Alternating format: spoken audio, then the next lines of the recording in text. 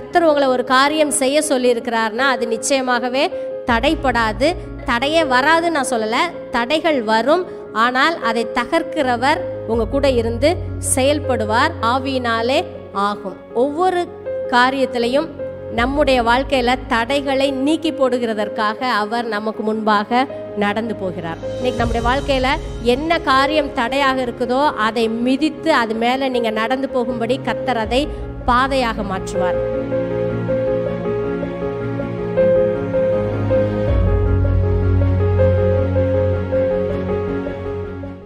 கர்த்தர் நல்லவர். ஆமென். கர்த்தர் நல்லவர். நம்முடைய வாழ்க்கையில் நம்மை குறித்து நல்ல நல்ல நினைவுகளை அவர் வைத்திருக்கிறார். தன்னுடைய அந்த நல்ல நினைவுகளை தான் வேதத்தில் நமக்கு கர்த்தர் எழுதி கொடுத்திருக்கிறார். அதனால் வேதத்தை தியானிப்பது நம்முடைய நன்மைக்கான ஒரு காரியம். எதிர்பார்ப்போடு நம் தியானிப்போம். மீகா 2வது அதிகாரம் 12-13 வசனங்களை வாசிப்போம். ஒரு சின்ன தீர்க்க தரிசன புத்தகம். மீகா 2வது அதிகாரம் 12-13. யாக்கோபின் ஜனங்களே, உங்கள் எல்லாரையும் நான் நிச்சயமாய் கூட்டுவேன். இஸ்ரவேலின் மீதியானவர்களை நிச்சயமாய் சேர்ப்பேன். போஸ்ராவின் ஆடுகளைப் போல் அவர்களை ஏக கூட்டமாக்குவேன். தன் தொழுவத்துக்குள்ளே சேர்ந்த மந்தைக்கு சமானமாய் ஜனத்திரளினாலே இரைச்சல் உண்டாகும். தடைகளை நீக்கி போடுகிறவர் அவர்களுக்கு முன்பாக நடந்து போகிறார். அவர்கள் தடைகளை நீக்கி வாசலால் உட்பிரவேசித்து கடந்து போவார்கள். அவர்கள் ராஜா அவர்களுக்கு முன்பாக போவார். கர்த்தர் அவர்கள் முன்னணியில் நடந்து போவார்.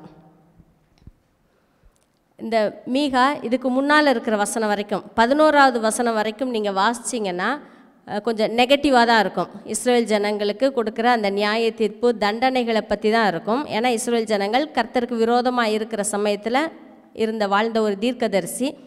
அவங்க சிறையிருப்பில் இருக்கிறாங்க. அப்போ அவங்களுக்கு விரோதமாக தான் நிறைய காரியங்களை பேசிகிட்டே வர்றாரு. ஆனால் திடீர்னு 12வது வசனம் இப்படி சொல்லுது, யாக்கோபின் ஜனங்களே, உங்கள் எல்லாரையும் நான் நிச்சயமாய் கூட்டுவேன். பாபிலோனியர்களால் அசீரியர்களால் சிறைப்பிடிக்கப்பட்டு சிதறடிக்கப்பட்டு பல இடங்களில் இருந்த இஸ்ரேல் ஜனங்களை பார்த்து கர்த்தர் திடீர்னு சொல்கிறாரு, உங்கள் எல்லாரையும் நான் நிச்சயமாய் கூட்டுவேன், நான் உங்களை சேர்ப்பேன், ஒரே மந்தையாக்குவேன், ஜனத்திரள் உண்டாகுன்றத சொல்கிறாரு. அதுக்கு முன்னால் இருக்கிற வார்த்தைகளெல்லாம் கர்த்தர் சொல்லும்போது அதை சந்தோஷமாக சொல்கிறது கிடையாது. தன்னுடைய ஜனங்கள் மேலே தீமையான வார்த்தைகளை சொல்லும்போது கர்த்தர் அதில் சந்தோஷப்படுறது கிடையாது. அப்படியே சொல்லிகிட்டே இருக்கும்போது திடீர்னு ஒரு ட்விஸ்ட், திடீர்னு ஒரு திருப்பம் உண்டாகுது. இங்கே கர்த்தர் வேறு மாதிரி பேசுகிறாரு, அவருடைய தயவின் அடிப்படையில் பேசுகிறாரு. இப்படிப்பட்ட வார்த்தைகளை பேசும்போது தான் கர்த்தர் மகிழ்ச்சியோடு தன் இருதயத்திலிருந்து பேசுகிறாரு. இங்கே திரும்பவும் அவங்கள தேசத்துக்கு கொண்டு வருவேன்னு சொல்கிறாரு. 13வது வார்த்தை தான் நம்ம வாசிக்க போகிறோம். தடைகளை நீக்கி போடுகிறவர் அவர்களுக்கு முன்பாக நடந்து போகிறார். தடைகளை நீக்கி போடுகிறவர் அவர்களுக்கு முன்பாக நடந்து போகிறார். அவர்கள் தடைகளை நீக்கி வாசலால் உட்பிரவேசித்து கடந்து போவார்கள். அவர்கள் ராஜா அவர்களுக்கு முன்பாக போவார். கர்த்தர் அவர்கள் முன்னணியில் நடந்து போவார். இப்போ இவ்வளோ நாளும் அவங்க பல இடங்களில் சிதறடிக்கப்பட்டு சிறையிருப்பில் இருக்கிறாங்க. நினச்ச நேரம் தங்களுடைய தேசத்துக்கு திரும்பி வர முடியாது. அப்படிப்பட்ட சூழ்நிலையில் இருக்கிறாங்க. அவங்களுக்கு கர்த்தர் சொல்கிறாரு, தடைகளை நீக்கி போடுகிறவர் அவங்களுக்கு முன்பாக நடந்து போவார். அவர் போகிறதுனால அவங்க தடைகளே இல்லாமல் வாசலால் உட்பிரவேசித்து போவாங்க, தங்களுடைய தேசத்துக்கு போவாங்க. இது அப்போ இருந்த இஸ்ரவேல் ஜனங்களுக்கான ஒரு வார்த்தை. அதை ஏசாயா அந்த மீகாலாம் ரெண்டு பேருமே அந்த காரியத்தை குறித்து சொல்லியிருக்கிறாங்க. கோரேஸ் ராஜாவை குறித்து சொல்லப்பட்ட ஒரு தீர்க்க தரிசனம். கோரேஸ் ராஜா வந்த உடனே முதல் வருஷத்தில் சொல்கிறாரு, இஸ்ரேல் ஜனங்கள் யார் யார் இந்த நாட்டில் இருக்கிறீங்கோ நீங்கள் எல்லாரும் அவரவர் தேசத்துக்கு போகலாம். ஏன்னா சிறைப்பிடித்து நேபுகாத்நேச்சார் கொண்டு போன ஜனங்கள் இப்போ கர்த்தர் ஏற்கனவே சொன்னபடி 70 வருஷம் நிறைவேறும் போது நீங்கள் எல்லாரும் அவரவர் உங்கள் தேசத்துக்கு போகலான்னு சொல்லி விடுதலை பண்ணி அவங்கள அனுப்பி விடுறாரு. போகும்போது தேவாலயத்திலேருந்து கொண்டு வந்த பொன் வெள்ளி அங்கேருந்து கொண்டு வந்த பாத்திரங்கள் விலையேறப்பெற்ற பொருட்கள் எல்லாத்தையும் கொடுத்தும் அனுப்புகிறாரு. அப்போ அந்த கோரேஸ் ராஜாவை குறித்து தான் இங்கே சொல்லப்பட்டிருக்கு. ஒரு வசனம் வாசிப்போம். ஏசாயா 44 அதிகாரம் 28வது வசனம். கோரேசை குறித்து, அவன் என் மேய்ப்பன், அவன் எருசலேமை நோக்கி நீ கட்டப்படு என்றும் தேவாலயத்தை நோக்கி நீ அஸ்திபாரப்படு என்று சொல்லி எனக்கு பிரியமானதையெல்லாம் நிறைவேற்றுவான் என்று சொல்லுகிறவர் நான். அப்போ கர்த்தர் சொல்கிறாரு, கோரேசை குறித்த ஒரு தீர்க்க தரிசனம். தன்னுடைய ஜனங்களை ஆடுகளாக அங்கே சொன்னார், அப்படி தானே? ஒரு மந்தையாக்குவேன், அவங்கள புறப்பட பண்ணுவேன்னு சொன்னார். இங்கே சொல்கிறாரு, கோரேஸ் என்னுடைய மேய்ப்பன், அவன் எருசலேமை நோக்கி கட்டப்படுன்னு சொல்லுவான். இடிந்து கிடக்கிற எருசலேமை கட்டப்படுன்னு சொல்லுவான். தேவாலயத்தை நோக்கி நீ அஸ்திபாரப்படுன்னு சொல்லுவான். தேவாலயம் கட்டுறதுக்கு அவன் உதவியாக இருப்பான்றதை கர்த்தர் சொல்கிறாரு. அடுத்த அதிகாரத்தில் 2வது வசனம் வாசிப்போம். 45. கோரேசை பற்றி தான் நிறைய காரியங்கள் சொல்கிறாரு. நான் உனக்கு முன்னே போய் கோணலானவைகளை செவ்வையாக்குவேன். காரணம் என்னென்னா, இந்த கோரேஸ் கர்த்தருடைய ஒரு பெரிய நோக்கத்தை திட்டத்தை செய்ய போகிறவர். அதனால கர்த்தர் சொல்கிறாரு, நான் உனக்கு முன்னே போய் கோணலானவைகளை செவ்வை பண்ணுவேன். அடுத்த வசனம், உன்னை பெயர் சொல்லி அழைக்கிற இஸ்ரவேலின் தேவனாகிய கர்த்தர் நானே என்று நீ அறியும்படிக்கு வெண்கல கதவுகளை உடைத்து இருப்பு தாழ்பால்களை முறித்து அந்தகாரத்தில் இருக்கிற பொக்கிஷங்களையும் ஒளிப்பிடத்தில் இருக்கிற புதையல்களையும் உனக்கு கொடுப்பேன். நான் என் தாசனாகிய யாக்கோபின் நிமித்தமும் நான் தெரிந்து கொண்ட இஸ்ரவேலின் நிமித்தமும் நான் உன்னை பெயர் சொல்லி அழைத்து நீ என்னை அறியாதிருந்தும் உனக்கு நாமம் தரித்தேன். இந்த கோரேஸ் ராஜா நமக்கு தெரியும், அவர் புறஜாதியில் உள்ளவர் தான், அவர் யூதன் கிடையாது. அதான் கர்த்தர் சொல்கிறாரு, நீ என்னை அறியலை, ஆனாலும் நான் உனக்கு நாமம் தரித்தேன். நீ என்னுடைய திட்டத்தை நிறைவேற்றுகிறவன். அந்த திட்டத்தை நிறைவேற்றுகிறதுக்காக வெண்கல கதவுகளை உடைப்பேன், இருப்பு தாழ்பால்களை முறிப்பேன், அந்தகாரத்தில் இருக்கிற பொக்கிஷங்களை எல்லாம் உனக்கு கொடுப்பேன். இப்போ கர்த்தர் கோரேஸ் ராஜாவை குறித்து சொன்ன காரியத்தை தான் அங்கே நம்ம வாசிக்கிறோம். தடைகளை நீக்கி போடுகிறவர் உனக்கு முன்பாக நடந்து போவார். அப்போ கர்த்தர் தடைகளெல்லாம் நீக்கி கோரேஸ் மூலமாக அந்த சமயத்தில் வாழ்ந்த இஸ்ரவேல் ஜனங்களை தன்னுடைய தேசத்துக்கு வரப்பண்ணினார். இந்த வார்த்தை அந்த இஸ்ரவேல் ஜனங்களுக்காக மட்டும் கர்த்தர் சொன்ன வார்த்தை கிடையாது, நமக்காகவும் சொல்லப்பட்ட வார்த்தை. திரும்ப அந்த வசனத்தை வாசிப்போம், இங்கிலீஷில் வாசிப்போம், ஆம்பிளிஃபைட் பைபிள் போடும். பெரும்பாலும் எல்லா பைபிளையும் தடைகளை நீக்கி போடுகிறவர், பிரேக்கர், அது மட்டும்தான் இருக்கும். இதை ஆம்பிளிஃபைட் பைபிளில் வாசிக்கிறேன். The breaker, the Messiah will go up before them, they will break through, pass in through the gate and go out through it, and their king will pass on before them, the Lord at their head. கர்த்தர் அவங்களுக்கு தலைவராக ஹெட்டாக முன்னால் போவார். இதில் பார்த்தா தெரியும், த breaker, தடைகளை நீக்கி போடுகிறவர். அதுக்கு என்ன சொல்லியிருக்காங்க? த பிரேக்கர். த பிரேக்கர்னு போட்டுட்டு பிராக்கெட்டில் மெசையா, மேசியா, நமக்காக இந்த உலகத்தில் வரப்போகிற மேசியாவை குறித்து சொல்லப்பட்ட ஒரு தீர்க்க தரிசனம். அப்போ அந்த மேசியா அவர் வரும்போது என்ன செய்வார்? தடைகளை உடைப்பார். தடைகளை உடைக்கிறவர் தான் மேசியா. நமக்கு தெரியும், இயேசு கிறிஸ்து இந்த உலகத்தில் ஒரு சின்ன குழந்தையாக பிறந்து வளர்ந்தார். அவர் பிறக்கும்போதே ஒரு பிரேக்கராக, தடைகளை உடைப்பவராக தான் இந்த உலகத்துக்கு வந்தார். அவர் தடைகளை உடைக்கிறவராக, மனுக்குலத்துக்கு வாசலை திறக்கிறவராக வந்தார். ஏன்னா அவங்களுக்கு போகிறதுக்கு வாசல் வழி கிடையாது, அடைபட்டு இருக்கிறாங்க, சிறையிருப்பில் இருக்கிற மக்கள். அவங்களா தன்னைத்தானே விடுவித்து கொள்வதற்கு, தானாகவே ஒரு நன்மை ஏற்படுத்தி கொள்வதற்கு, தடைகளை உடைக்கிறதுக்கு பலன் இல்லாத மக்கள். அதனால் அவர் வந்து தடைகளை உடைக்கிறார். உடைத்து வாசலை உருவாக்கி அவர்களை அந்த வாசலுக்குள்ளாக பிரவேசிக்க பண்ணுகிறார். இயேசு கிறிஸ்து நம்முடைய மேசியா. நமக்கு தெரியும், யூத மக்கள்கிட்ட பிரேக்கர்னு சொன்னாலே அவங்க மேசியாவினுடைய இன்னொரு பேருங்கிறது அவங்களுக்கு தெரியும். நமக்கு வந்து தடைகளை நீக்கி போடுகிறவர்னா அந்த வார்த்தை நமக்கு பிடிக்கும். நம்ம வாழ்க்கையில் இருக்கிற தடையை கர்த்தர் நீக்கி போடுவார், நமக்கு முன்னால் போவார்ங்கிறத விசுவாசிக்கிறோம். இந்த வார்த்தை இயேசு கிறிஸ்துவை குறித்து சொல்லப்பட்ட வார்த்தை. அப்போ இயேசு கிறிஸ்து ஒரு பிரேக்கராக, தடைகளை உடைப்பவராக இந்த உலகத்துக்கு வந்தார். எந்த தடை அவர் உடைச்சாருன்னா, மனிதனுக்கு இருந்த முதல் தடை பாவம். மனுக்குலம் ஒரு நன்மையை பெற முடியாதபடி, தேவனோடு உறவாட முடியாதபடி, அவர் எந்த நோக்கத்தோடு மனிதனை உண்டாக்கினாரோ அந்த நோக்கத்திலிருந்து கீழே விழத்தள்ளி மனிதனுக்கு ஒரு பெரிய சுமையாக, ஒரு தடையாக இருந்தது பாவம். வாசிப்போம், ஏசாயா 59வது அதிகாரம். இதோ ரட்சிக்க கூடாதபடிக்கு கர்த்தருடைய கை குறுகி போகவும் இல்லை, கேட்கக்கூடாதபடிக்கு அவருடைய செவி மந்தமாகவும் இல்லை. உங்கள் அக்கிரமங்களே உங்களுக்கும் உங்கள் தேவனுக்கும் நடுவாக பிரிவினை உண்டாக்குகிறது. உங்கள் பாவங்களே அவர் உங்களுக்கு செவி கொடாதபடிக்கு அவருடைய முகத்தை உங்களுக்கு மறைக்கிறது. இங்கே ஒரு பெரிய ஒரு தடையை குறித்து இங்கே சொல்லியிருக்கு. கர்த்தரால் ரட்சிக்க முடியும், அவரால் மனிதனுக்கு எல்லா நன்மைகளையும் செய்ய முடியும். ஆனால் அவரால் செய்ய முடியலை. காரணம் என்ன? பாவம் தடையாக இருக்குது, ஒரு பெரிய பிரிவினையாக இருக்குது. பரிசுத்த தேவன் இந்த மனிதனோட உறவாட முடியலை, பாவம் தடையாக இருக்குது. அந்த தடையை இயேசு கிறிஸ்து தகர்க்க வந்தார். தடைகளை உடைக்கிறவராக, பிரேக்கராக வந்தார். அவர் செஞ்சதில் முக்கியமான ஒரு காரியம், இந்த பாவம், அக்கிரமங்கள், பாவங்கள் எது நமக்கும் தேவனுக்கும் நடுவே ஒரு பிரிவினையாக தடையாக இருந்ததோ அந்த தடையை உடைத்தார். நமக்கு தெரியும், சிலுவையில் இயேசு நமக்கு வர வேண்டிய அக்கிரமத்தினுடைய எல்லா தண்டனைகள், பாவத்தினுடைய தண்டனைகள் எல்லாத்தையும் அவர் சுமந்து கொண்டார். இப்போ தடையை உடைக்கிறவராக பிறந்தாருன்னா அவர் ஏதோ சுத்தியலோட தன்னுடைய வல்லமையோட அல்லது மகிமையோட வரலை. இயேசு கிறிஸ்து எப்படி வந்தார்? மகிமையை துறந்து வந்தார், ஒரு பிரேக்கராக வந்தார். ஆனால் நம்முடைய பாவத்தை, அந்த தடையை உடைப்பதற்கு அவர் உடைக்கப்பட்டார். எந்த இயேசு பிரேக்கராக உடைப்பவராக வந்தாரோ அவர் நமக்காக உடைக்கப்பட்டார், தன்னை உடைத்து ஊற்றினார். நமக்காக, நம்முடைய அக்கிரமங்களுக்காக அவர் அடிக்கப்பட்டார், நொறுக்கப்பட்டார். தன்னுடைய ஒரு மகத்துவத்தை காண்பித்து நம்மை அவர் பாவத்திலிருந்து விடுதலை ஆக்கலை, அந்த தடையை அவர் தகர்க்கலை.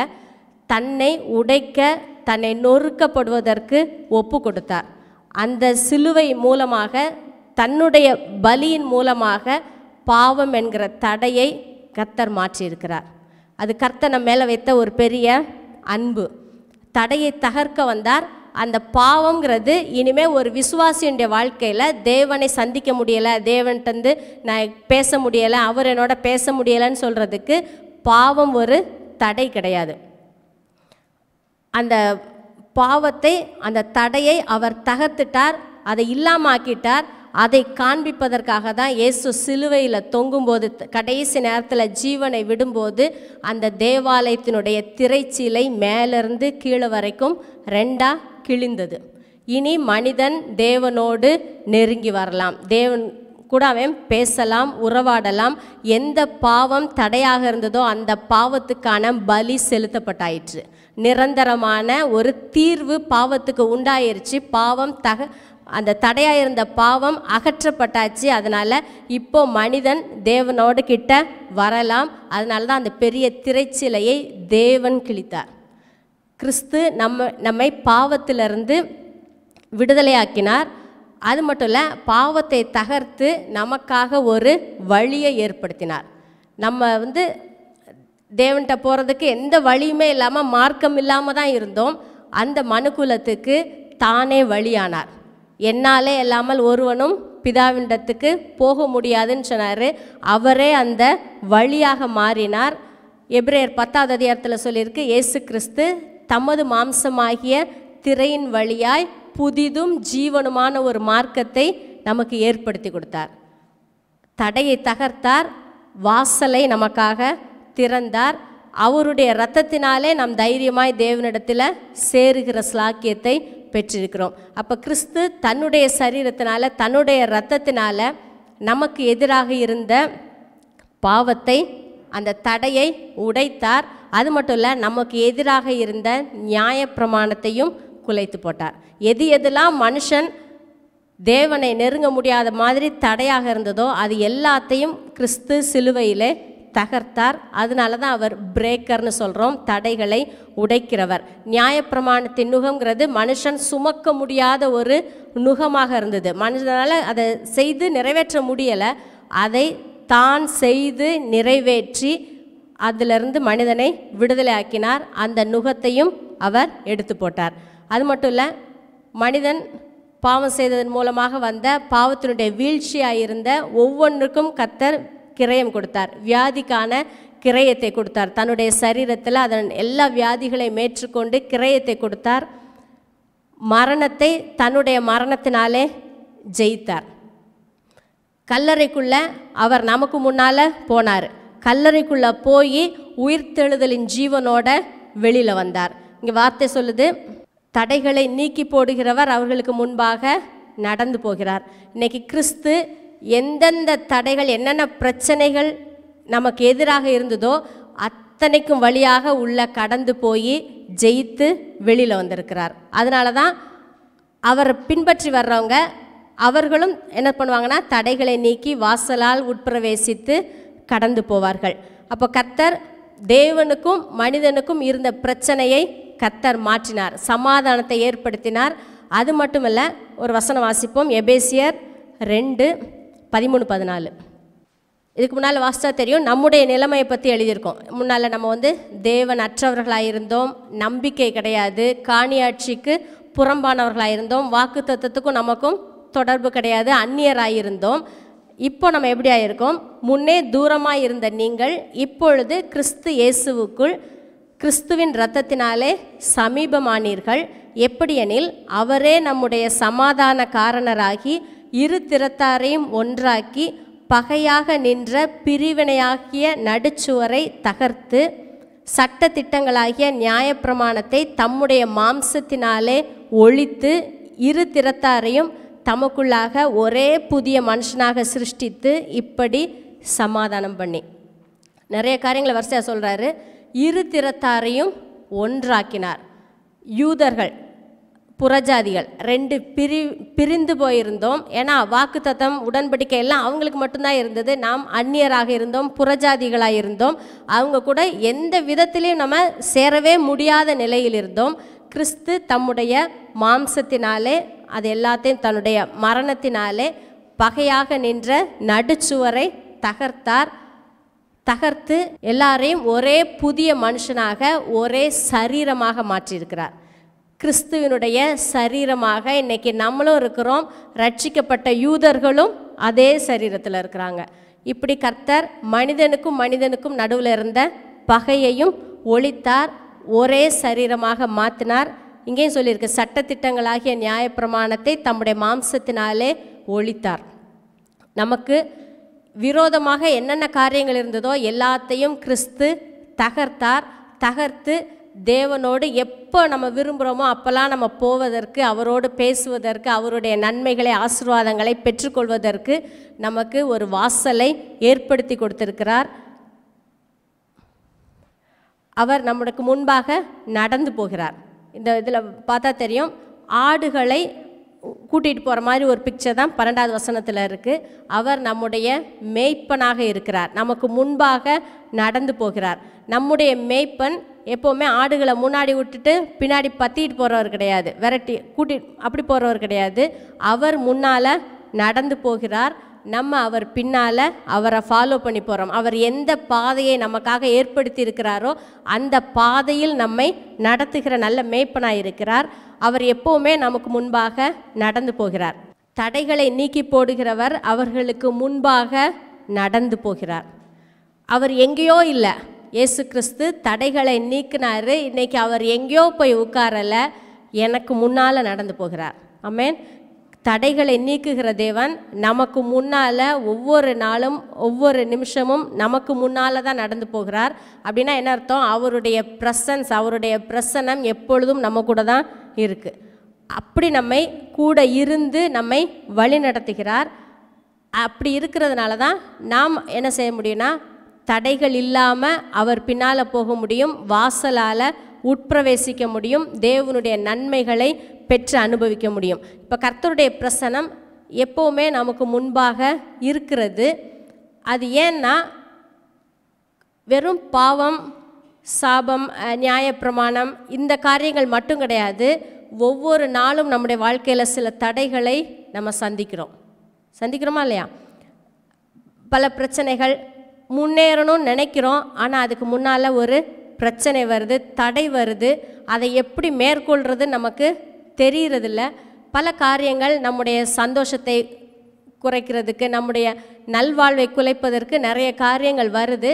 அப்படி எந்த தடைகள் வந்தாலும் இன்றைக்கும் அவர் தடைகளை நீக்குகிறவராக, பிரேக்கராக நம்மோடு கூட இருக்கிறார்.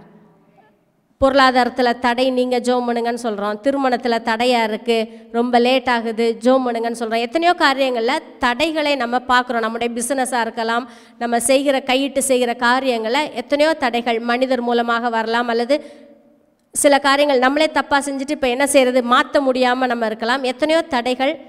ஒவ்வொரு காரியத்திலையும் நம்முடைய வாழ்க்கையில் தடைகளை நீக்கி போடுகிறதற்காக அவர் நமக்கு முன்பாக நடந்து போகிறார். எல்லாமே முடிச்சிட்டேன்ப்பா நீயா நடந்து வான்னு சொல்கிறவர் கிடையாது. தடைகளை நீக்குகிறவராக, ஒரு பிரேக்கராக நமக்கு முன்னால் நடந்து போயிட்டே இருக்கிறாரு. அவர் நடந்து போகிறாருன்னா என்ன அர்த்தம்னா, அந்த தடையை, அந்த ஒரு பிரச்சனையை அவர் ஃபேஸ் பண்ணுறாரு, அதுக்கப்புறம் தான் நான் ஃபேஸ் பண்ணுறேன். அப்படி தானே? அதை முதல்ல சந்திக்கிறவர் அவர், அதுக்கப்புறம் தான் நாம் சந்திக்கிறோம். வியாதி இருக்கலாம், ஏதோ நோய் இருக்கலாம், அந்த நோயை அவர் சிலுவையில் சந்தித்து விட்டார். அதுக்கு பிறகு தான் அதை நம்ம பார்க்குறோம். எந்த பிரச்சனையாக இருந்தாலும் அதை அவர் முதல்ல சந்திக்கிறார். நான் எந்த பாதையில் போகிறேனோ அந்த பாதையில் ஒரு அடி முன்னாலேயே அவர் போயிட்டார். அவர் மிதித்த பாதையில் தான் நாம் போகிறோம். அப்படின்னா நான் தனியாக அதை சந்திக்கிறேனே, நான் இதை தனியாக ஃபேஸ் பண்ணுறேனே, எனக்கு உதவி செய்ய யாரும் இல்லையேன்னு நம்ம சொல்கிறதுக்கு வாய்ப்பு கிடையாது. அவர் நமக்கு முன்னால் போகிறார். அவர் ஃபேஸ் பண்ணி தான் அதுக்கப்புறம் தான் நம்ம அதை பார்க்குறோம் கண்களால். அப்போ கர்த்தர் ஒரு சூழ்நிலையிலையும் நம்ம தனியாக இருக்கிறதுக்கு அனுமதிக்கலை, கூடவே நமக்கு முன்பாகவே செல்லுகிறார். யோசுவாவில் நம்ம பார்க்குறோம், இஸ்ரேல் ஜனங்கள் அங்கேருந்து வந்துட்டாங்க. இப்போ புதிய ஜெனரேஷன் கானான் தேசத்துக்குள்ளே போகிறதுக்கு ரெடியாக இருக்கிறாங்க. வாக்குத்தத்தம் பண்ணப்பட்ட தேசம், கர்த்தர் அவங்களுக்கு தருவேன்னு சொல்லி வாக்கு பண்ணின தேசம், கர்த்தர் அவங்கள கொண்டு வந்துட்டார். இப்போது யோர்தான் நதி முன்னால் தடையாக இருக்குது. யோர்தான் நதி சொல்லியிருக்கு கரை புரண்டு ஓடுது. அதை இப்போ கிராஸ் பண்ணி அவங்க போகணும். அப்போது கர்த்தர் அவங்களுக்கு சொன்னார், உடன்படிக்கை பெட்டியை சுமக்கிற ஆசாரியர்களை முன்னால் போக சொல்லு, அவங்களுக்கு பின்னால் ஒரு 2000 முழம் கேப்பு விட்டு இஸ்ரேல் ஜனங்களை போக சொல்லுன்னு சொன்னார். நமக்கு தெரிஞ்ச சம்பவம் தான், சொல்லிட்டே போகிறேன். அப்போ கர்த்தர் சொன்னபடி உடன்படிக்கை பெட்டியை சுமந்துட்டு போகிற ஆசாரியர்கள் போய் அதில் கால் வச்சாங்க. கால் வச்ச உடனே, அவங்க கால் பட்ட உடனே மேலேருந்து வர்ற யோர்தான் நதி அப்படியே நின்றுச்சு. இந்த பக்கம் இருக்கிற தண்ணி போயிடுச்சு. அவங்களுக்கு பாதை உண்டானது. அப்போது உடன்படிக்கை பெட்டிங்கிறது கிறிஸ்துவுக்கு அடையாளம், தேவனுடைய பிரசன்னத்துக்கு அடையாளம். நம்ம யோர்தானுக்கு போகிறதுக்கு முன்னாலேயே தேவ பிரசன்னம் அங்கே போகுது. கர்த்தர் அங்கே போகிறாரு. அப்போ பாதைகள் நமக்கு உண்டாகுது. காரணம் என்னென்னா, அவர் தடைகளை நீக்குகிறவர். தடைகளை உடைக்கிற அந்த மேசியா நமக்கு முன்பாக போகிறார். அப்படி போகிறதுனால தான் தடைகள் இல்லாமல் யோர்தானை அவங்க கிராஸ் பண்ணாங்க. வேதத்தில் நம்ம பார்த்தோன்னா நிறைய இடங்களில் கர்த்தருடைய பிரசன்னம் தான் தடைகளை தகர்க்கிறது, தடைகளை நீக்கி போட்டு அவங்கள கூட்டிகிட்டு போகுது. இஸ்ரேல் ஜனங்கள் 40 வருஷம் வனாந்தரத்தில் வந்தாங்க. அவங்களை வழி நடத்துறதுக்கு கர்த்தர் அக்கினி ஸ்தம்பத்திலையும் மேகஸ்தம்பமாகவும் கூடவே வந்தார். பகலில் அவங்களுக்கு மேகஸ்தம்பமாகவும், நைட் ஆயிடுச்சுன்னா அப்படியே அக்கினி ஸ்தம்பமாகவும் கூடவே வர்றாரு. அவங்களுக்கு எப்படி தெரியும் இன்றைக்கி ட்ராவல் பண்ணணுமா வேண்டாமா? அது எப்படி தெரியும்னா, மேகஸ்தம்பம் எழும்புச்சுன்னா ட்ராவல் பண்ண ஆரம்பிப்பாங்க. எந்த இடத்துல போய் அது செட் ஆயிடுச்சோ நின்றுச்சுன்னா அங்கே அவங்க ஸ்டே பண்ணிடுவாங்க. ஒவ்வொரு நாளும் மேகஸ்தம்பத்தினால் வழி நடத்தப்பட்டாங்க. கர்த்தர் சும்மா இல்லை அவங்கள கூட்டிகிட்டு வந்தது, ஒவ்வொரு நாளும் அவங்க கூடவே நடந்து போனார். அவங்க நடந்து போகிறாங்கன்னா இவரும் கூடவே நடந்து போகிறார். மேகஸ்தம்பம் அவங்களுக்கு முன்னாலேயே போகுது. அவங்களுக்கு முன்னால் என்ன இருக்கோ அதை மேகஸ்தம்பம் ஃபேஸ் பண்ண பிறகு தான் ஜனங்கள் பார்க்குறாங்க. கர்த்தர் அவங்க கூடவே இருக்கிறாரு, அவங்களை வழி நடத்துகிறார். இதை விசுவாச கண்கள் இருந்தால் மட்டும்தான் பார்க்க முடியும். நம்ம நினைப்போம் அவங்களுக்கெல்லாம் என்னப்பா மேகஸ்தம்பம் இருந்துச்சு, அக்கினி ஸ்தம்பம் இருந்துச்சு, நமக்கு ஒன்றும் இல்லையே நினைக்கிறோம். விசுவாச கண்களால் கர்த்தருடைய பிரசனம் என்னோடு இருக்கிறதுங்கிறதை பார்க்க கற்றுக்கொள்ளணும். அப்படி நம்ம பார்த்தோன்னா கர்த்தர் தடைகளை நீக்கி நம்ம கொண்டு போகிறத நம்ம காண முடியும். ஒருவேளை அந்த நாலேஜ் நமக்கு இல்லைன்னா, ஒரு பிரச்சனை கஷ்டம்னு வரும்போது சோர்ந்து போயிடுவோம், தனியாக இருக்கிற மாதிரி நமக்கு ஃபீல் பண்ணுவோம். அப்போ கர்த்தர் நம்ம கூட இருக்கிறார், தடைகளை நீக்கி போடுகிறவர், நமக்கு முன்பாக தான் நடந்து போகிறார். அதை விசுவாசத்தோடு பார்க்க நாம் கற்றுக்கொள்ளணும். இப்போ கர்த்தர் நமக்கு முன்னால் நடந்து போகிறார், தடைகளை நீக்கி போடுகிறார். அப்போ என்னுடைய ரெஸ்பான்ஸ் என்ன? நான் இதுக்கு என்ன செய்யணும்னா, அதில் சொல்லியிருக்கு, அவர்கள் தடைகளை நீக்கி வாசலால் பிரவேசிப்பாங்க. கர்த்தர் கூடவே நம்ம ட்ராவல் பண்ணணும். அவர் என்ன சொல்கிறாரோ அவருடைய வார்த்தையின்படி அதோட கோயின்சைட் ஆகி அவரோடு இணைந்து போகணும். அப்படி போகும்போது ஒரு நிச்சயம் நமக்கு இருக்கணும், என்னுடைய எந்த எனிமி எனக்கு முன்னால் வந்தாலும், எந்த எதிர்மறையான தடையான காரியங்கள் வந்தாலும் கர்த்தர் எனக்கு முன்பாக போகிறார், அவர் எல்லாவற்றையும் வெற்றி சிறந்தவர். இப்போ நான் அவர் கூட போகிறேன்னா நிச்சயம் எனக்கு வெற்றி உண்டுங்கிற விசுவாசம், நம்பிக்கை இருக்கணும். அவர் பாட்டுக்கு முன்னாடி போகிறாரு, நான் என் இஷ்டத்துக்கு எங்கேயோ போகக்கூடாது. மேய்ப்பனுக்கு பின்னால் எப்படி ஆடு போனால் அதுக்கு சேஃப்டியோ, அதே போல் அவருக்கு பின்னால் அவருடைய அடிச்சுவடலையே போகும்போது கர்த்தர் என்னை இப்படி தான் நடத்துகிறாரு, இப்படி தான் செய்ய சொல்கிறாரு, அவருடைய சத்தத்தை கேட்டு அப்படியே போகும்போது நிச்சயமாய் கர்த்தர் நம்மை எல்லா தடைகளை நீக்கி கொண்டு போவார். அதில் நம்முடைய ரெஸ்பான்ஸ் எப்படி இருக்கணும்னா, எப்பவும் அவர் என்ன சொன்னாலும் கேட்குறதுக்கு ஆயத்தமாக இருக்கணும். என்னுடைய இஷ்டப்படி இல்லை, அவருடைய இஷ்டப்படி வாழ்கிறதுக்கு ரெடியாக இருக்கணும். கர்த்தர் நமக்கு முன்பாக நடந்து போகிறார். அவருடைய அந்த பிரசன்னம் எல்லா தீமையிலிருந்தும் நம்மை விலக்கி பாதுகாக்கும். இந்த உலகம் தீமை நிறைந்த உலகம். என்னது நல்லது செய்ய போனாலும் பிரச்சனை வரும், தடைகள் வரும். கர்த்தர் நம்ம ஒவ்வொருத்தருக்கும் நோக்கம் வைத்திருக்கிறார், அவருடைய அழைப்பை கொடுத்துருக்கிறார். அதை கரெக்டாக செய்து நிறைவேற்றணும்னா அதில் வர்ற தடைகளை கர்த்தரே தகர்த்து போடுவார். நானாக ஒரு பாதையை தேர்ந்தெடுத்து நானாக ஒரு இடத்துல போய் நின்றுட்டு ஆண்டவரை இதை மாற்றுங்கன்னு சொன்னால் அது சரியாகாது. அப்போது கர்த்தர் எப்படி நடத்துகிறாரு என்பதை அறிந்து கொள்வதுக்கு அவரோட பேசி பழகி, இப்படி தான் கர்த்தர் என்னை செய்ய சொல்லியிருக்கிறாரு, இதுதான் என்னை செய்ய சொல்லியிருக்கிறாருன்றத ஒரு நிச்சயத்தோடு அதில் போகணும். அப்போது கர்த்தர் எனக்கு முன்னால் எந்த தடை வந்தாலும் அவர் தகர்ப்பாருங்கிற ஒரு கான்ஃபிடென்ஸ் நமக்கு இருக்கும். அக்கறைக்கு போவோம்னு இயேசு சொல்லியிருந்தாருன்னா தைரியமாக போகலாம். நானாக ஒரு போட்டில் ஏறி யோனா மாதிரி எங்கேயோ போயிட்டு ஆண்டவரே புயல் அடக்குங்க தடையை மாற்றுங்கன்னு சொன்னால் நடக்காது. அப்போ முக்கியமான காரியம் என்ன, அவரோடு இசைந்து நடக்கிற ஒரு அனுபவம் இருக்கணும். அவர் எனக்கு முன்னால் தான் போகிறாரு, நான் அவரை விட்டுட்டு முன்னாடியும் போகக்கூடாது பின்னாடியும் போகக்கூடாது, அவரோடு இசைந்து நடக்க கற்றுக்கொள்ளணும். அப்போது கர்த்தர் நமக்காக தடைகளை நீக்கிறது மாற்றுறதெல்லாம் நம்ம கண்கூட நம்ம பார்க்க முடியும், நம்ம வாழ்க்கையில் அதை பார்க்க முடியும்.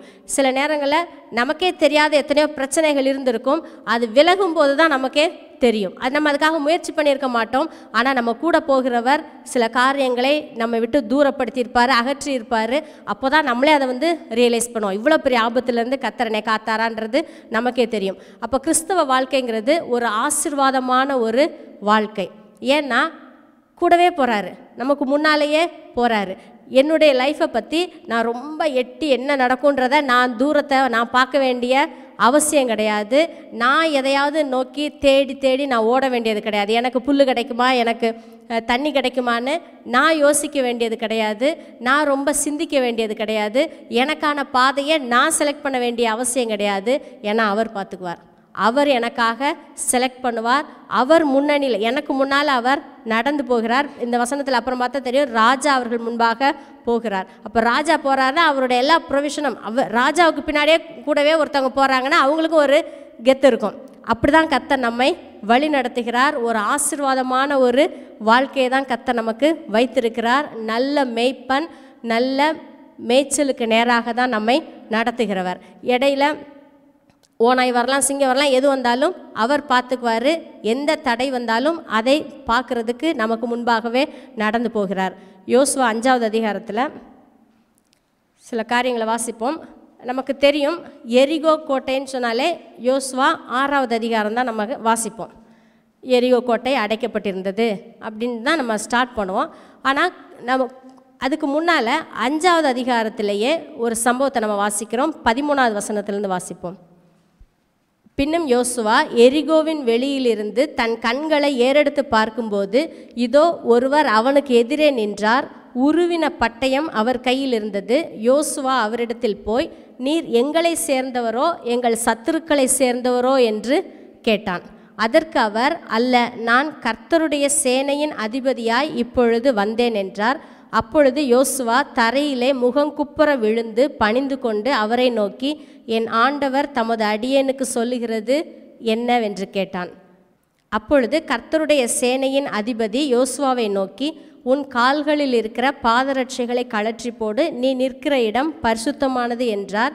யோசுவா அப்படியே செய்தான். அதோட தொடர்ச்சி தான் எரிகோவை பற்றி சொல்லியிருக்கு. ஏன்னா எரிகோண்ட வெளியில், எரிகோவுக்கு முன்னால் வந்துட்டாங்க. அடுத்து என்ன செய்கிறதுன்னு யோசுவாவுக்கு தெரியல. ஒருவேளை மற்ற ஜனங்கள் அவ்வளவா அதை கேர் பண்ண மாட்டாங்க. என்ன செய்ய சொல்கிறாங்களோ செய்வோன்னு இருப்பாங்க. பொறுப்பு யாருக்கு? யோசுவாவுக்கு. அடுத்து என்ன செய்கிறது? எரிகோ கோட்டையை பார்த்தா பிரம்மாண்டமாக இருக்குது, நம்மளால் எதுவுமே செய்ய முடியாது. ஆனால் எரிகோ கோட்டையை ஜெயிச்சாதான் அடுத்து கானான் தேசத்துக்குள்ளே போக முடியும். எரிகோ கோட்டை ஒரு பெரிய தடையாக நிற்குது. என்ன செய்யணும்னு இவருக்கு தெரியலை. அப்போ தான் இங்கே ஒரு கர்த்தருடைய சேனையின் அதிபதியை பார்க்குறாரு. 13வது வசனம். இதோ ஒருவர் அவனுக்கு எதிரே நின்றார். அது யாருன்னு கூட யோசுவாவுக்கு ஐடென்டிஃபை பண்ண முடியல. கையில் உருவின பட்டயத்தோடு நிற்கிறார். உடனே இவருக்கு ஒரு கிளாரிஃபிகேஷனுக்காக கேட்குறாரு, நீங்கள் எங்களை சேர்ந்தவங்களா இல்லை எங்களுடைய எதிரியாக இருக்கிறீங்களா? அந்த அளவுக்கு அவரால் தெரியல. அவர் தன்னை இன்ட்ரடியூஸ் பண்ணுறாரு. நான் கர்த்தருடைய சேனையின் அதிபதியாய் இப்பொழுது வந்தேன். எதுக்கு வந்தார்? யோசுவாவை மீட் பண்ணுறதுக்காகவே வந்திருக்கிறார். அப்போது இது இங்கே வந்தது யாருன்னா, ஒரு சாதாரண ஏஞ்சல் கிடையாது, தேவதூதன் கிடையாது, இயேசு கிறிஸ்துவே அந்த இடத்துல வந்திருக்கிறாரு. பழைய ஏற்பாட்டில் நமக்கு தெரியும், ஒரு சில இடங்களில், அதாவது இயேசு கிறிஸ்து பிறக்கிறதுக்கு முன்னால் பழைய ஏற்பாட்டில் ஒரு சில சம்பவங்களில் அவரே வந்திருக்கிறாரு. அப்படி தான் இதுவும் இயேசு கிறிஸ்து. ஏன்னா அவர் கீழே விழுந்து வணங்குறாரு.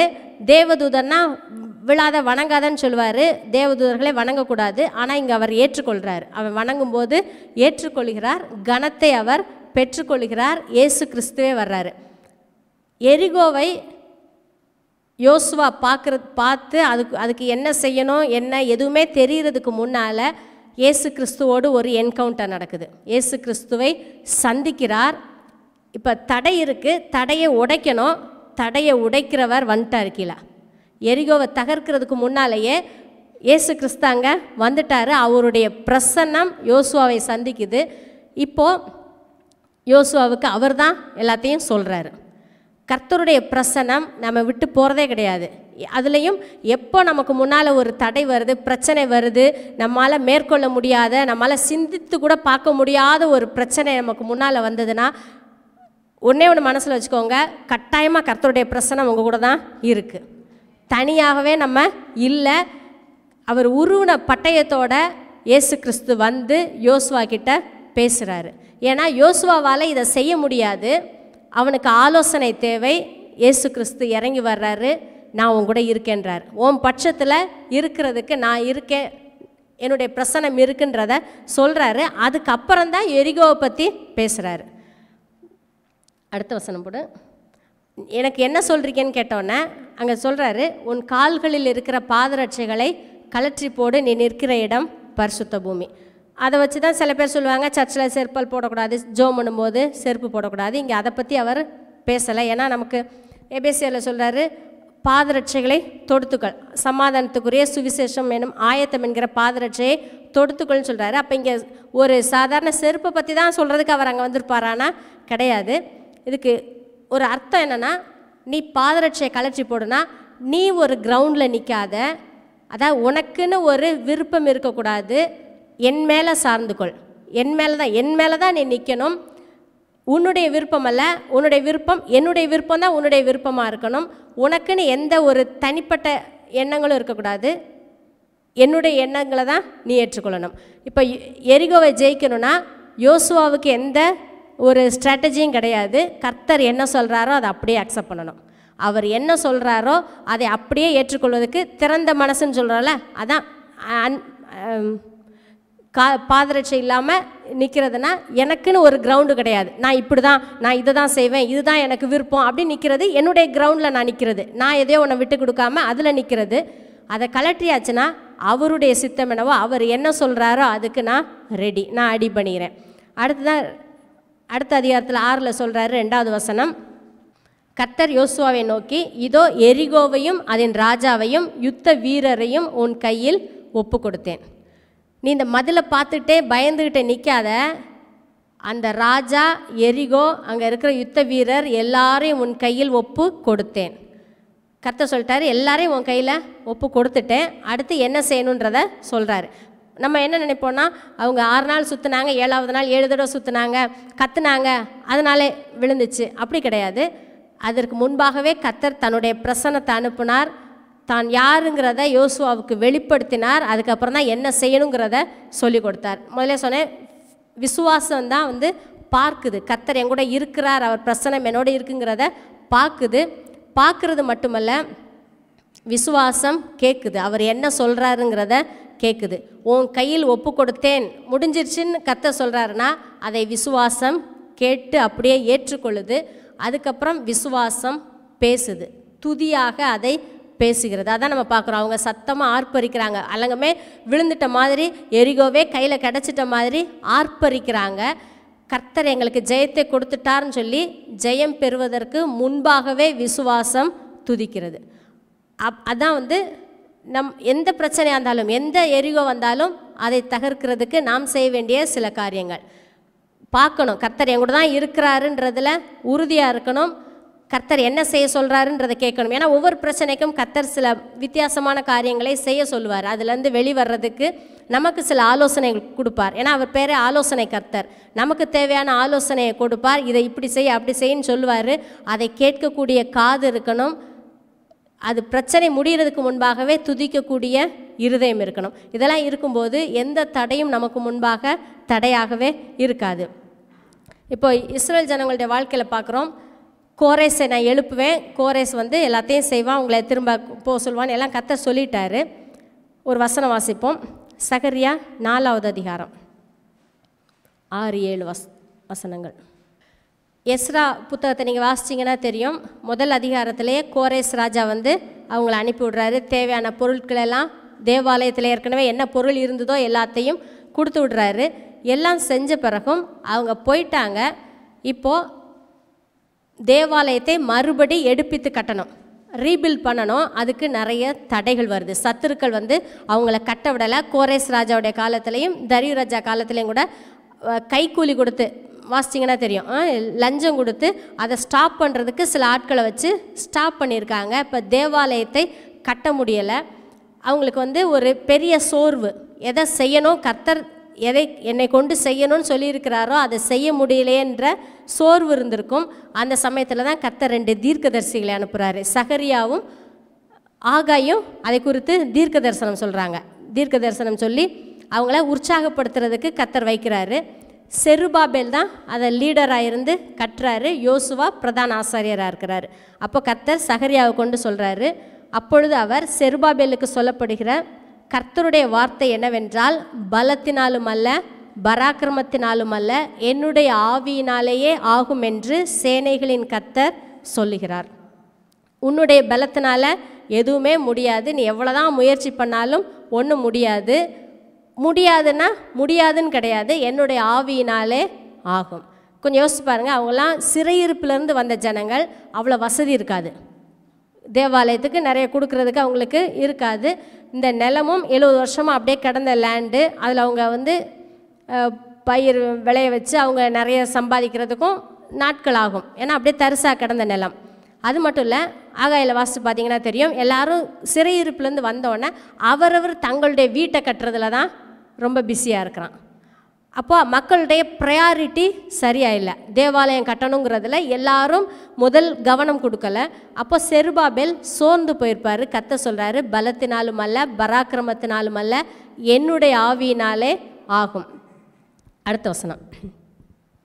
பெரிய பர்வதமே நீ எம்மாத்திரம், செருபாபேலுக்கு முன்பாக நீ சமபூமியாவாய். ஏன்னா அவர் பேரை வந்து தடைகளை நீக்குகிறவர். எது மலை போல இருக்குதோ அதை பார்த்து சொல்கிறாரு, பெரிய பர்வதமே நீ எம்மாத்திரம், செருபாபேலுக்கு முன்பாக நீ சமபூமியாவாய். எனக்கு முன்னால் நீ சமபூமியாவாய்ன்னு கர்த்தர் சொல்லலை, செருபாபேலுக்கு முன்னால் நீ சமபூமியாவாய். தலைக்கல்லை அவன் கொண்டு வருவான். இந்த ப்ராஜெக்டை அவன் முடித்து தலைக்கல்லை கொண்டு வந்து ஃபினிஷ் பண்ணுற கடைசி கல்லை கொண்டு வந்து வைப்பான். அதற்கு கிருபை உண்டாவதாக கிருபை உண்டாவதாக என்று ஆர்ப்பரிப்பார்கள். ஆவியானவர் கிரியை செய்தாருன்னா எந்த காரியமும் தடைப்படாது. தேவரீர் நீ செய்ய நினைத்தது தடைப்படாது. கர்த்தர் செய்கிற காரியம் தடைப்படாது. இது கர்த்தருடைய ப்ராஜெக்ட். கர்த்தர் உங்களை ஒரு காரியம் செய்ய சொல்லியிருக்கிறார்னா அது நிச்சயமாகவே தடைப்படாது. தடைகள் வரும். தடைப்படாதுன்னா தடையே வராதுன்னு நான் சொல்லலை, தடைகள் வரும். ஆனால் அதை தகர்க்கிறவர் உங்கள் கூட இருந்து செயல்படுவார். என்னுடைய ஆவியினாலே ஆகும். அடுத்த வசனம் போடுவார். பின்னும் கர்த்தருடைய வார்த்தை எனக்கு உண்டாகி அவர், செருபாபேலின் கைகள் இந்த ஆலயத்துக்கு அஸ்திபாரம் போட்டது, அவன் கைகளே இதை முடித்து தீர்க்கும். அதனால் சேனைகளின் கர்த்தர் என்னை உங்களிடத்திற்கு அனுப்பினார் என்று அறிவாய். அற்பமான ஆரம்பத்தின் நாளை யார் அசட்டை பண்ணலாம்? பூமியெங்கும் சுற்றி பார்க்கிறவைகளாகிய கர்த்தருடைய 7 கண்களும் செருபாபேலின் கையில் இருக்கிற தூக்கு நூலை சந்தோஷமாய் பார்க்கிறது. இன்னும் கட்ட ஆரம்பிக்கலை, ஆனால் அவர் கையில் தூக்கு நூல் இருக்குது. அவர் செய்கிறதுக்கு ஆயத்தமாக இருக்கிறார், விருப்பமாக இருக்கிறார். இன்றைக்கி கர்த்தர் நம்மை கொண்டு என்ன செய்யணும்னு விரும்புகிறாரோ அதை செய்வதற்கு ஆண்டவரே நான் ரெடி, நான் ஆயத்தம்னு சொல்லும்போது கர்த்தர் அதை சந்தோஷத்தோடு பார்க்கிறார். கர்த்தர் எப்படி பார்க்குறாருனா தலைக்கல்லை கொண்டு வந்து வைக்கிறத தான் அவர் பார்க்குறாரு. இன்னும் அஸ்திபாரமே போடலையே, இன்னும் எத்தனை நாள் ஆகும், இன்னும் சுவர்கட்டை எத்தனை நாள் ஆகும், அப்படிலாம் கர்த்தர் கால்குலேஷன் பண்ணுறவர் கிடையாது. தலைக்கல்லை அவன் கொண்டு வந்து வைப்பான். கர்த்தர் நம்முடைய வாழ்க்கையில் எத்தனை தடைகள் வந்தாலும் அதை தகர்ப்பதற்கு நம்ம கூட இருக்கிறார். இங்கே சொல்லியிருக்கு, என்னுடைய ஆவியினாலே ஆகும். அவருடைய ஆவியானவர் நமக்குள்ளே இருக்கிறார். ஆவியானவர் வந்து சும்மா அந்நிய பாஷையில் பேசுகிறதுக்காக மட்டும் கிடையாது. நம்முடைய வாழ்க்கையில் நமக்கு எதிராக என்ன பிரச்சனை இருக்கோ அதை தகர்க்கிறதற்கு ஆவியானவரும் கூட இருக்கிறார். மேசியா தான் தடைகளை தகர்க்கிறார் மட்டும் இல்லை, இன்றைக்கி கர்த்தர் நமக்கு ஆவியானவரை கொடுத்துருக்கிறார். பழைய ஏற்பாட்டில் தான் அந்த வார்த்தை சொல்லுது, என்னுடைய ஆவியினாலே ஆகும்.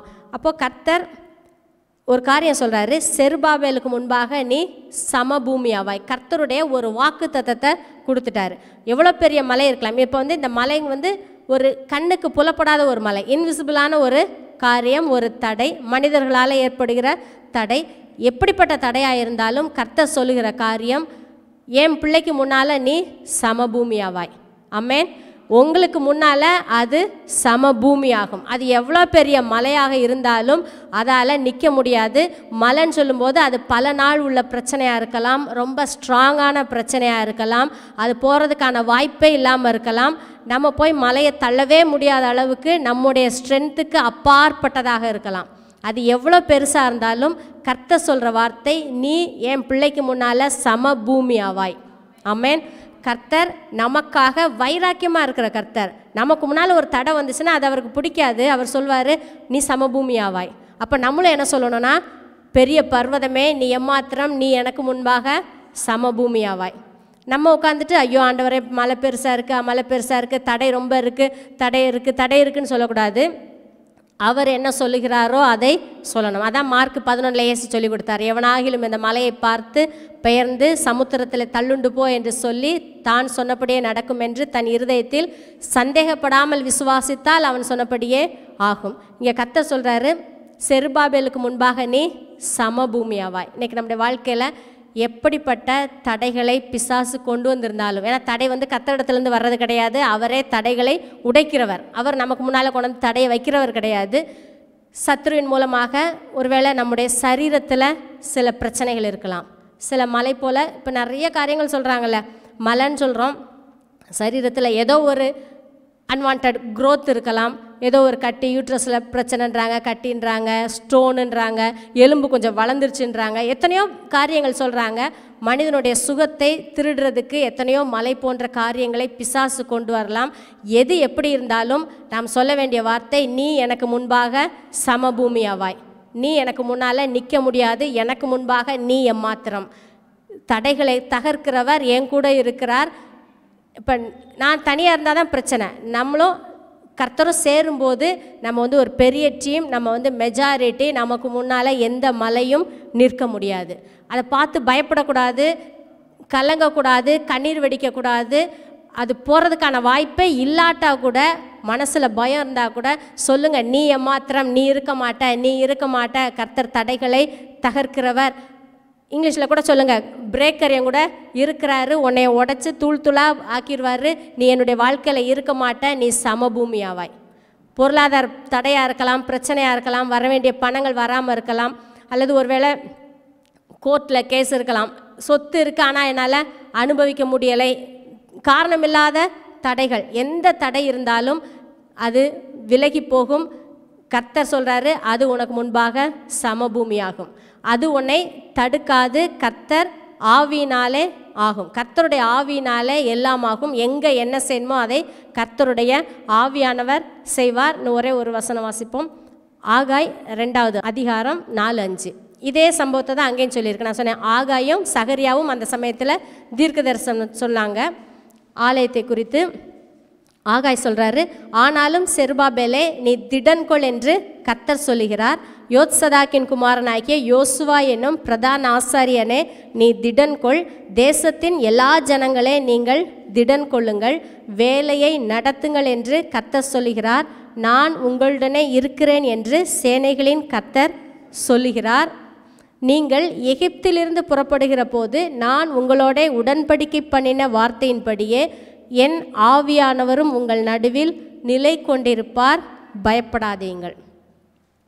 இங்கே ஒரு காரியம் சொல்கிறாரு, எகிப்திலிருந்து புறப்படும் போது நான் சொன்ன வார்த்தையின்படியே என் ஆவியானவரும் உங்கள் நடுவில் நிலை கொண்டிருப்பார். சகரியாவும் அதான் சொன்னார், பலத்தினாலும் அல்ல பராக்கிரமத்தினாலும் அல்ல என்னுடைய ஆவியினாலே ஆகும். இங்கேயும் அவர் சொல்கிறாரு, சர்ச்சு கட்டுங்க, நான் காசு தருவேன், நான் அது தருவேன், இது தருவேன்னு சொல்லலை, என் ஆவியானவரும் உங்கள் நடுவில் நிலை கொண்டிருப்பார்.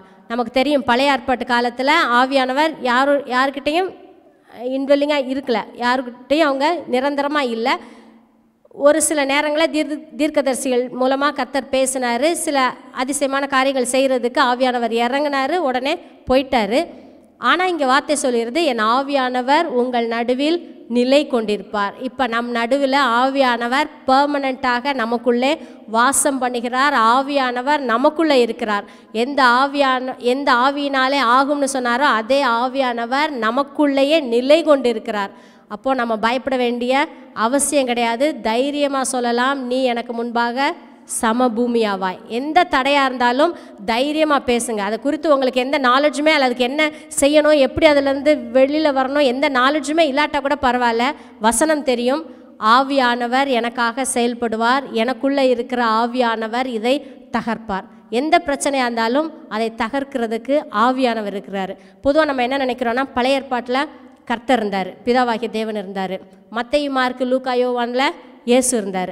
அப்புறம் முடிஞ்சோடனே அப்போஸ்தலர்லேருந்து ஆவியானவர் ஸ்டார்ட் பண்ணிட்டார். ஒவ்வொரு காலத்தில் ஒவ்வொருத்தர் தான் இருந்தாருன்னு நம்ம சொல்கிறோம், ஆனால் அப்படி கிடையாது. பழைய ஏற்பாட்டு காலத்தில் ஆவியானவர் இருந்தார், தம்முடைய ஜனங்களோட தான் இருந்தார். 1வது அதிகாரத்தில் தான் சிருஷ்டிப்பில் மட்டும்தான் இருந்தாருன்னு கிடையாது. ஒரே ஒரு வசனம் வாசிப்போம். ஏசாயா 63:12 வாசிப்போம். இஸ்ரவேல் ஜனங்கள் வர்றாங்க, வரும்போது ஆவியானவர் அவங்க கூட இருந்தாருன்னு வார்த்தை சொல்லுது. அவர்கள் நடுவிலே தம்முடைய பரிசுத்த ஆவியை இருக்க கட்டளையிட்டு மோசேயின் வலது கையை கொண்டு அவர்களை தமது மகிமையின் புயத்தினாலே நடத்தி தமக்கு நித்திய கீர்த்தியை உண்டாக்க அவர்களுக்கு முன்பாக தண்ணீரை பிளந்து ஒரு குதிரை வனாந்தர வெளியிலே நடக்கிறது போல அவர்கள் இடராதபடிக்கு அவர்களை ஆழங்களில் நடக்க பண்ணினவர் எங்கே? கர்த்தருடைய ஆவியானவர் அவர்களை பள்ளத்தாக்கிலே போய் இறங்குகிற மிருக ஜீவன்களைப் போல இளைப்பாற பண்ணினார்.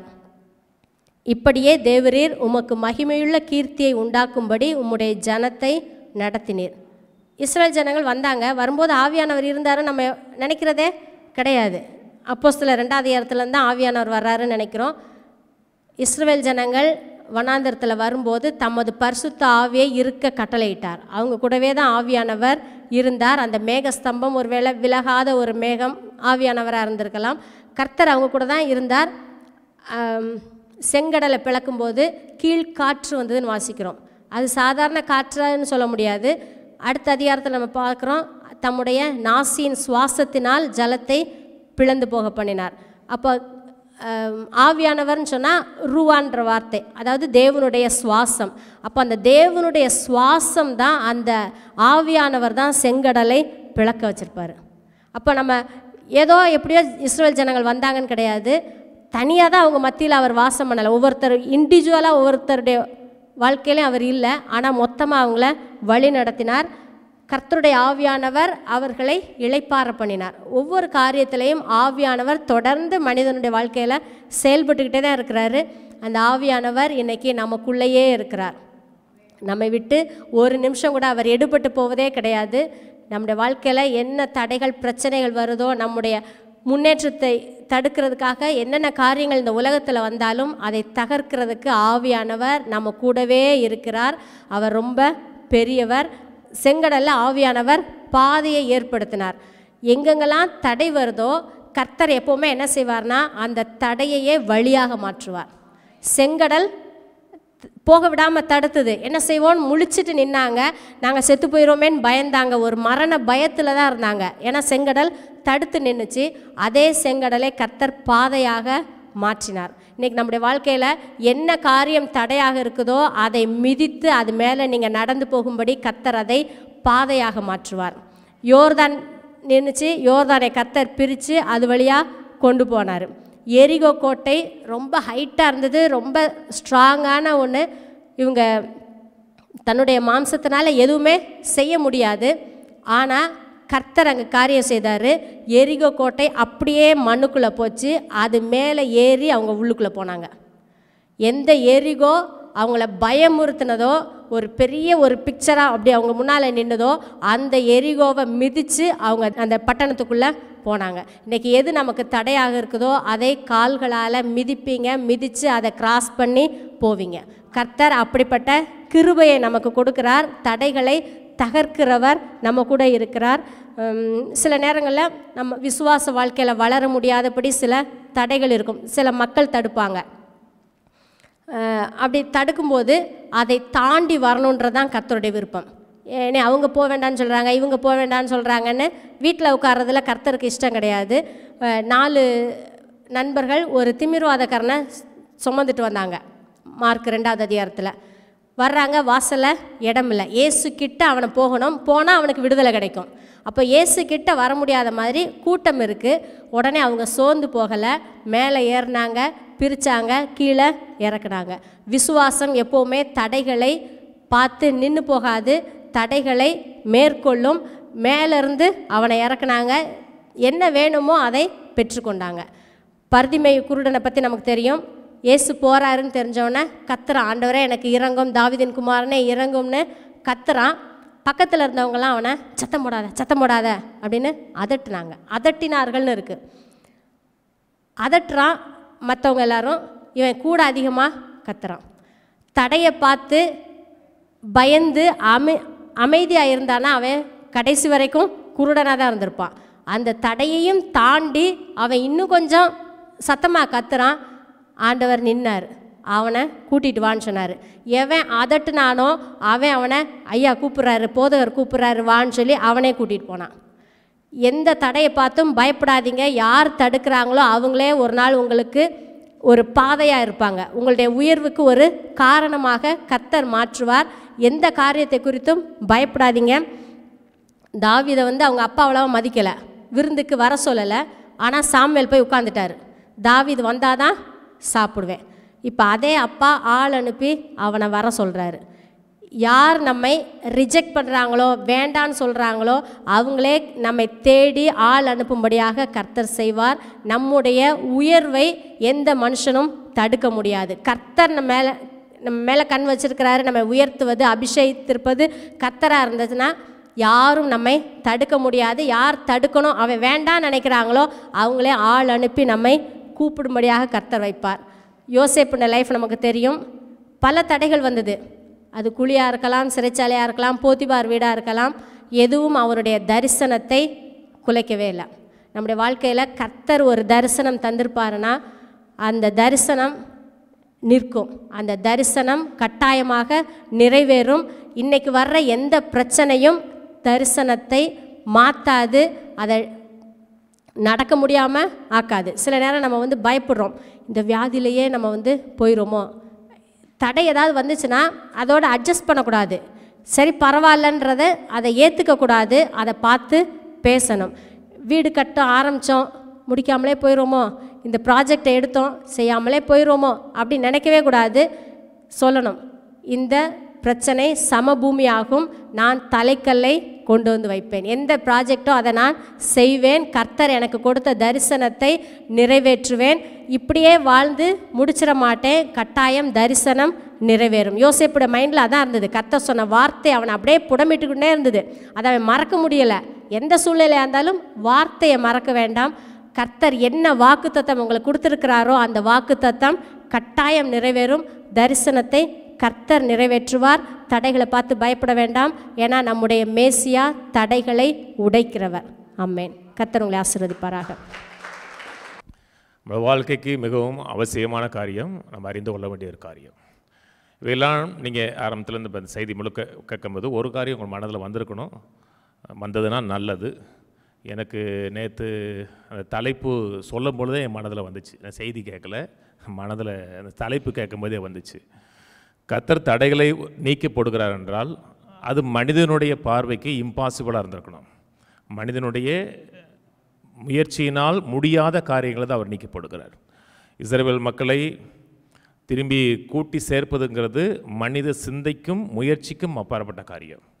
கர்த்தர் அதுக்கான ஆட்களை ஏற்படுத்தி திரும்பி வந்து தேசத்தை ஏற்படுத்தி தேசத்தை அவர்கள் நாட்டுகிறார். அதே போல் பாவி மனிதனையும் பரிசுத்தமுள்ள தேவனையும் இணைப்பதுங்கிறது வாய்ப்பே கிடையாது. அதையும் தேவன் ஏற்படுத்தினார். எந்தெந்த காரியங்கள்லாம் நமக்கு முடியலை, நம்ம முடியாதோ நினைக்கும் போதெல்லாம் கர்த்தர் நம்மளோட வாழ்க்கையில் இடைபடுகிறவராய் தடைகளை நீக்கி போடுகிற தேவனாக இருக்கிறார். ஒரு முறை இந்த ஜெஸ்ஸி டூப்ளாண்டிஸ்னு ஒரு பிரசங்கியார் சொன்னார். அவருக்கு பெரிய பண தேவை வரும்போதெல்லாம் அவர் கர்த்தரை நோக்கி சொல்லுவாராம், ஆண்டவரே மெயில் உமக்கு வந்திருக்கும் பாராம். மெயில் வந்திருக்குன்னு தெரியும் இல்லையா? நம்ம சைடு முன்னால் எஸ்எம்எஸ் உமக்கு வந்திருக்கு. எனக்கு செய்தி வரல, செய்தி உமக்கு வந்திருக்கிறது, நீர் செயல்படும் பாராம். எப்பப்பெல்லாம் ஒரு காரியம் நமக்கு இம்பாசிபிளாக இருக்கோ கர்த்தர் வந்து வாய்ப்புகளை ஏற்படுத்துகிறார், தடைகளை உடைத்து நமக்கு முன்னே செல்கிறார். இஸ்ரவேல் ஜனங்களை அடிமைத்தனத்தில் இந்த மக்களை வெளியே வருகிறதுங்கிறது கனவுலையும் அவங்க மனதில் சிந்திக்காத ஒரு காரியம். கர்த்தர் இடைப்பட்டு அவர்களுக்காக தடைகளை நீக்கி போட்டு செங்கலை பிளந்தார், வனாந்தரத்தில் அற்புதங்களை செய்தார். வனாந்தரத்தில் தான் கர்த்தர் சொல்லுகிறார், வேறு எங்கேயுமே அந்த வசனம் சொல்லலை. வனாந்தரங்கிறது டோட்டலாக வழியே தெரியாத இடம், முழுக்க தேவனை சார்ந்தது தான் வழி தெரியும். நீங்கள் வனாந்தரத்தில் போயிட்டீங்க, ஒரு இடத்துல வனாந்தரத்தில் விட்டுட்டாங்கன்னா உங்களுக்கு பாதை தெரியலன்னா முடிஞ்சு, வனாந்தரத்திலேயே சிக்கிடுவோம். ஏன்னா வனாந்தரத்தில் உங்களுக்கு பாதை கிடையாது, எந்த சைடு போகுதுன்னே தெரியாது. பல கிலோமீட்டர் போயிட்டே இருக்கும், அங்கே தண்ணி இருக்காது, பாதை இருக்காது, ஒன்றுமே இருக்காது. வனாந்தரத்தில் கர்த்தர் சொன்னார், என் சமூகம் உனக்கு முன்னே போகக்கூடாது, உன் சமூகம் முன்னே போகும், நான் உனக்கு வழியில் ஏற்படுத்தி கொடுவேன், நான் உன்னை நடத்துவேன்.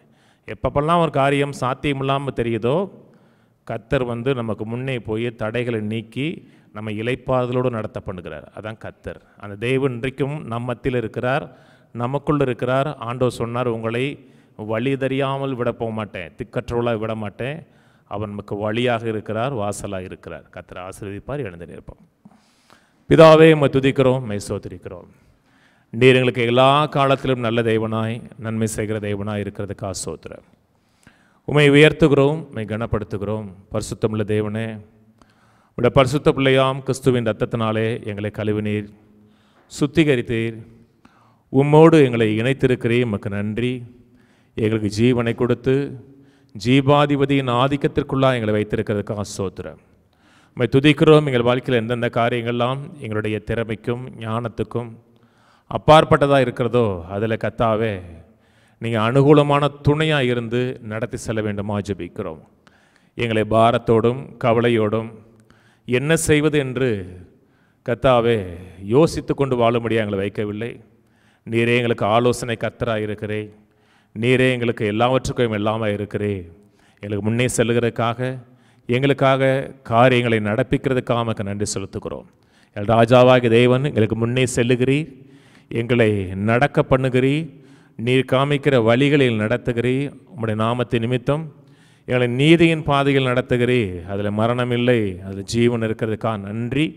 மருத்துவ அறிக்கையாக இருந்தாலும் சரி, மனிதர்கள் சொல்லுகிற அறிக்கையாக இருந்தாலும் சரி, எங்கள் வாழ்க்கை குறித்து மற்றவர்கள் சொன்ன வார்த்தையாக இருந்தாலும் சரி, வாய்ப்பே இல்லை, உருப்படவே முடியாதுன்னு சொன்னாலும் கர்த்தர் எங்களை உருப்பட பண்ணுகிறவராய், எங்களை காரிய சித்தி உள்ள மக்களாய் மாற்றுகிறதுக்காக நன்றி. உம்மை துதிக்கிறோம், ஸ்தோத்திரிக்கிறோம். நல்ல ஆவியானவர் இந்த நாளில் கொடுத்த வார்த்தைக்காக நன்றி. எங்கள் வாழ்க்கையில் நீ மகிமைப்படுவீராக. எல்லா பகுதியிலையும் அற்புதங்களையும் அதிசயங்களையும் அடையாளங்களையும் கர்த்தர் நடத்தி தர வேண்டுமா ஜெபிக்கிறோம். ஆசீர்வதிப்பீராக. நம்முடைய வல்ல ஆவியானவர் எங்களை பலப்படுத்துவீராக, திடப்படுத்துவீராக. எங்களுக்கு முன்னே சென்று எல்லா விதமான கோணலான காரியங்களையும் செவைப்படுத்தி என்னை நேர்வழியில் நடத்தி செல்ல வேண்டுமா ஜெபிக்கிறோம். ஆசீர்வதியும் காலங்களையும் நேரங்களையும் கர்த்தாவே எங்கள் வாழ்க்கையில் விரயமாக்காதபடி சரியான பாதையில் நடத்தி செல்வீராக, ஆசீர்வதிப்பீராக. இயேசு கிறிஸ்துவின் நாமத்தில் பிதாவே, ஆமென். கர்த்தராகிய இயேசு கிறிஸ்துவின் கிருபையும் பிதாவை தேவனுடைய அன்பும் பரிசுத்தாவின் ஐக்கியமும் நம் அனைவரோடு கூட இன்றைக்கும் என்றைக்கும் கிறிஸ்துவின் வருகை மட்டும் இருப்பதாக, ஆமென். கர்த்தர் ஆசீர்வதித்து சகல தீமைகளுக்கு விலக்கி காக்க கடவர். கர்த்தர் தம்முடைய தயவுள்ள முகத்தை உங்களுக்கு பிரகாசிக்க பண்ணி உங்கள் கிருபையாக இருக்க கடவர். கர்த்தர் தம்முடைய முகத்தை உங்களுக்கு பிரசன்னமாக்கி சமாதானம் கட்டளையிட கடவர். கர்த்தரோட ஆசீர்வதித்து தீர்க்காயுசோடு சுகத்தோடு எல்லா தடைகளையும் நீக்கி ஒரு வாழ்க்கைக்குரிய நோக்கங்களை நிறைவேற்றுவதற்கு தேவையான பலத்தையும் சத்துவத்தையும் கொடுத்து தீர்க்காயுசோடு நிறைவோடு வாழ பண்ணுவாராக. ஆமென், ஆமென்.